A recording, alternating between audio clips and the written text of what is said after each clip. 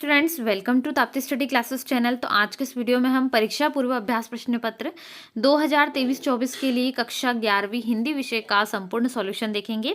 तो सबसे पहले वीडियो को अभी तक आपने लाइक नहीं किया तो लाइक कीजिएगा, अपने सभी फ्रेंड सर्कल में वीडियोस को शेयर करना ना भूलें।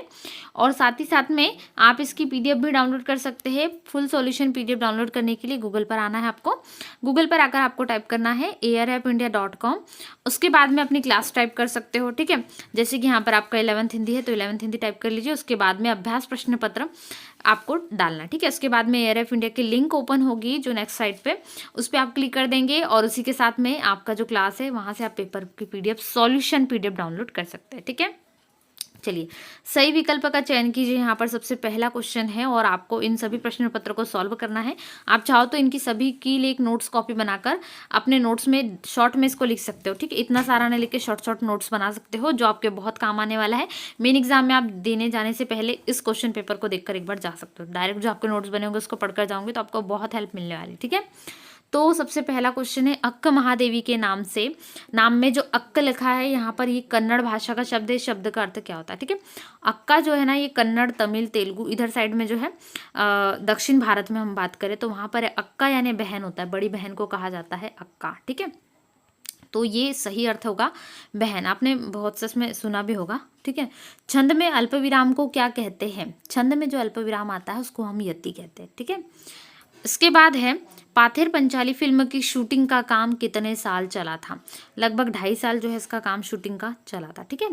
रचना के आधार पर वाक्य के कितने प्रकार होते हैं? अर्थ के आधार पर वाक्य के 8 प्रकार होते हैं, जबकि बात करते हैं रचना तो उसके आधार पर वाक्य के कितने प्रकार होते हैं? 3, ठीक है। इसके बाद है, कुचिपुड़ी नृत्य का संबंध इनमें से किस राज्य से है? तो वो है आंध्र प्रदेश। इसमें कंफ्यूजन हो जाता है तो आप ध्यान से इसको नोट कर लीजिएगा, ठीक है। आंध्र प्रदेश। सर्कुलर को हिंदी में क्या कहते हैं? सर्कुलर यानी कि परिपत्र, ठीक है। ऑप्शन नंबर बी जो है इसका सही उत्तर है। तो ये आपके सही विकल्प के सभी प्रश्नों के उत्तर हो जाते हैं। इसके बाद हम देखते हैं रिक्त स्थानों की पूर्ति कीजिए, ठीक है, जो कि 6 मार्क्स का है। तो ये भी इंपॉर्टेंट है। इनमें से भी आपको रिक्त स्थान जो है इनको भी शॉर्ट फॉर्म में नोट कर लेना है, जैसे रीतिकालीन का रस श्रृंगार, ऐसे ही इसमें आते हैं और भी क्वेश्चन। तो इनसे रिलेटेड भी आप चाहो तो इनके साइड में क्वेश्चन को भी नोट कर सकते हो, ठीक है। तो श्रृंगार का ही दूसरा नाम रीति है, तो रीति काल का ही प्रमुख रस ये होगा श्रृंगार, ठीक है। पेट में चूहे कूदना में कौन सी शब्द शक्ति है? तो लक्षणा शब्द शक्ति है इसमें, ठीक है। इसमें जो चूहे कूदना है ना, इसमें यहाँ पर लक्षणा है, लक्षण पता चल रहा है, ठीक है। भूख के जैसे भूख लगी है तो वो। मियाँ नसरुद्दीन किसके मसीहा थे? तो नान भाइयों के मसीहा थे मियाँ नसरुद्दीन। संस्कृत भाषा से हिंदी में बिना परिवर्तन के आए शब्द तत्सम शब्द कहलाते हैं, ठीक है। कोई परिवर्तन नहीं होता इसमें, तो वो शब्द है। कुई की खुदाई का काम क्या कहलाता है? चेजा कहलाता है। और जो ये काम करते हैं वो चेजारो कहलाते हैं, ठीक है। तो कुई की खुदाई का काम आ जाएगा चेजा। हिंदी का पहला साप्ताहिक पत्र था उद्दंड मार्तंड, ठीक है। सही उत्तर हो जाएगा उद्दंड मार्तंड। इसके बाद में हम देखते हैं आगे जो प्रश्न क्रमांक 3 है वो है सत्यासत्य, 6 मार्क्स के लिए। फिर से इस बार वस्तुनिष्ठ का अच्छा खासा वेटेज है और बहुत छोटे छोटे क्वेश्चन भी आपके लिए इंपॉर्टेंट होने चाहिए, क्योंकि ऑब्जेक्टिव बेसिस से आपके मार्क्स सीधे सीधे प्लस हो सकते हैं। यानी आपको अपने मार्क्स को बढ़ाना है तो आपको ऑब्जेक्टिव क्वेश्चंस पे ज़्यादा ध्यान देना होगा, क्योंकि इसमें ऑब्जेक्टिव डायरेक्टली जो होते हैं वो इनडायरेक्टली डायरेक्टली दोनों ही टाइप से पूछे जाते हैं, यानी पाठ के बीच में से भी। इसलिए कोशिश करें कि जो पाठ है उनको आपके दिमाग में पूरी बेसिस तौर पर बना होना चाहिए कि उसमें क्या क्या चीज़ें थी, ठीक है। तो वैसे यहाँ पर एक है निर्मला पुतुल, जो कि कवित्री है शायद। तो इनका जन्म आदिवासी परिवार में हुआ था, बिल्कुल सही है, ठीक है। इन्होंने उसी टाइप की कविताएं भी लिखी है। इसके बाद है अगला क्वेश्चन देखते हैं, ठीक है। तो अगला क्वेश्चन है हमारा, छंद में गणों की संख्या 9 होती है तो ये असत्य है, ठीक है। पहला मैंने सत्य बताया आपको। गलता लोहा पाठ के लेखक कौन है? शेखर जोशी है, बिल्कुल सही है। तो ठीक है। इसके बाद है, प्रत्यय किसी शब्द या शब्दांश के पहले प्रयोग होता है? नहीं, ये तो उपसर्ग की परिभाषा है, ठीक है। तो यह सत्य है। गुप्त काल कलाओं का स्वर्ण युग कहलाता था। तो जी हाँ, गुप्त काल को स्वर्ण युग, स्वर्ण काल के नाम से भी जाना जाता है, ठीक है, कला का। इसमें बहुत ज़्यादा अच्छी अच्छी कलाएं सामने आई हैं। सरकारी पत्र अनौपचारिक पत्र की श्रेणी में आते हैं तो असत्य है, अनौपचारिक की श्रेणी में नहीं आते, ठीक है। इसके बाद में है नेक्स्ट है हमारा क्वेश्चन नंबर 4। तो आप सत्य सत्य लिख लीजिएगा। क्वेश्चन नंबर 4 है हमारा, सही जोड़ी का मिलान कर के लिखिए, ठीक है। तो तार सप्तक जो है सबसे पहले महावीर प्रसाद द्विवेदी है। तो महावीर प्रसाद द्विवेदी का मिलान हो जाएगा, द्विवेदी युग के प्रमुख कवि हैं, ठीक है। लेखक कवि दोनों ही हैं। इसके बाद में है यहाँ पर नेक्स्ट हमारा तार सप्तक। तो इसमें आपको तार सप्तक में जो मेन है ये तार सप्तक किसकी, आपको ये पता होना चाहिए। तो ये है हीरानंद वात्स्यायन अज्ञे, ठीक है। और अज्ञे किसके जनक है, किस किस जो यहाँ पर है, ठीक है, किस युग के है, तो ये है प्रयोगवाद के। तो प्रयोगवाद के जनक की किसको कहा जाता है, अज्ञेय को, वात्स्यायन अज्ञेय को। और अज्ञेय ने कब लिखी थी तार सप्तक काव्य संग्रह जो है, ये उसी के समय में लिखी थी, ठीक है। तो यहाँ पर तार सप्तक का सीधा सीधा प्रयोगवाद से संबंध हो जाएगा। इसके बाद है मनु भंडारी। मनु भंडारी की रचना थी मैं हार गई, ठीक है। इसके बाद है शब्द के अर्थ व्यापार। तो शब्दों से जो है शब्द शक्ति झलक रही है, तो ये शब्द शक्ति है। किसी को हम शुभकामना दे रहे, आशीर्वाद दे रहे, तो हम इच्छा जता रहे हमारी कि हमारी शुभकामना तुम्हारे साथ है, हमारा आशीर्वाद तुम्हारे साथ है। तो इच्छावाचक वाक्यों में आपको ये दोनों शब्द देखने को मिलते हैं, ठीक है।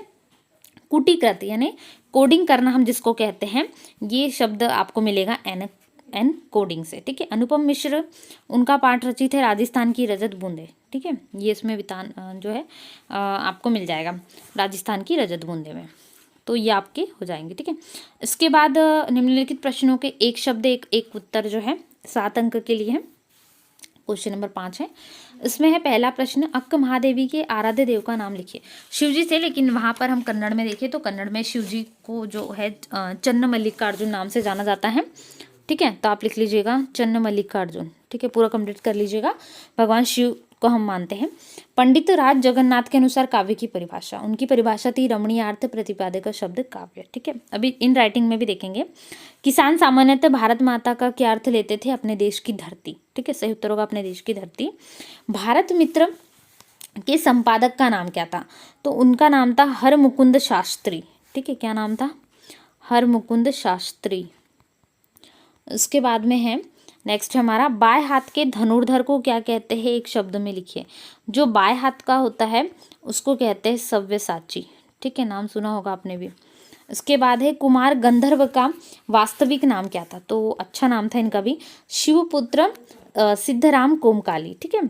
और संपादन के लिए पालन किए जाने वाला एक सिद्धांत लिखिए। तो चलिए इन सभी के आंसर आप एक बार देख लीजिए राइटिंग में, ठीक है। तो आप यहाँ पर पहला आंसर यहाँ पर आपका चन्न मल्लिकार्जुन, भगवान शिव आराध्य थे, अक्क महादेवी के आराध्य। रमणीय अर्थ प्रतिपादक शब्द काव्य, ये परिभाषा है।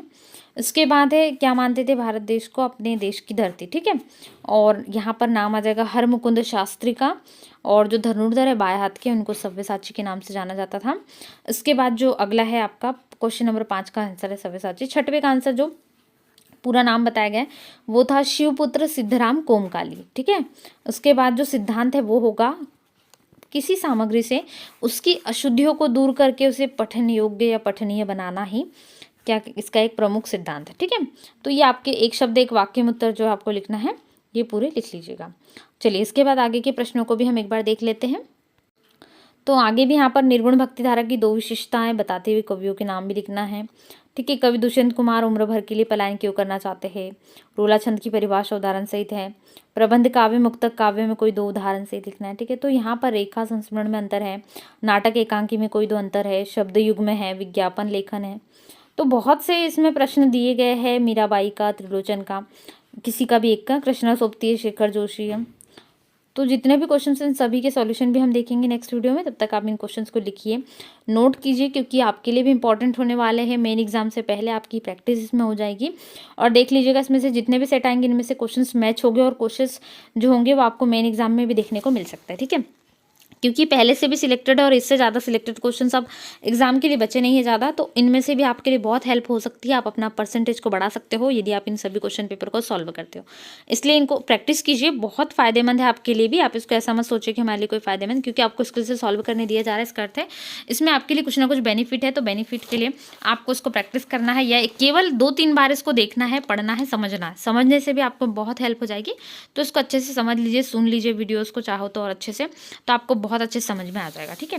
फर्स्ट टाइम जितने भी स्टूडेंट्स चैनल पे नए हैं चैनल सब्सक्राइब जरूर कर लीजिएगा। वीडियो को अभी तक लाइक नहीं किया है तो लाइक कीजिए, और अपने सभी फ्रेंड सर्कल में शेयर जरूर कीजिए। सॉल्यूशन पीडीएफ डाउनलोड करने के लिए गूगल पे टाइप कीजिए airappindia.com, उसके बाद में अपनी क्लास, ठीक है। तो पीडीएफ आप आसानी से डाउनलोड कर सकते हैं एआरएप इंडिया के लिंक से।